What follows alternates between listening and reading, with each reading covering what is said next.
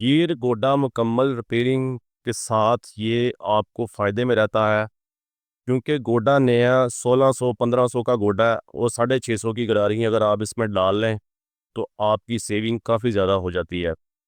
गोडे की गरारियों को तब्दील करने का तरीकाकार किसान एग्रो एंड गार्डन मशीनरी वालों ने इसमें डाल दी है वीडियो में। चैनल को सब्सक्राइब किया करें, इससे हमारी हौसला अफजाई होती रहती है। हम आपके लिए नई से नई जिद्दत, नई से नई वीडियोस लेके आते रहते हैं। गरारियाँ दो किस्म की होती हैं, इसमें एक छोटी होती है जिसके साथ चूल होती है लंबी, एक उसके साथ छोटी गरारी होती है, ठीपा गरारी। अगर गरारियों का नुक्स ना हो तो बैरंग का नुक्स निकलता है।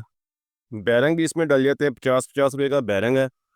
गोडा अगर आप मुकम्मल ठीक करें, अगर 2-4 बैरंग इसमें डाल लें और गरारियाँ डाल लें, फिर भी आपका 800 रुपया लगता है इसमें।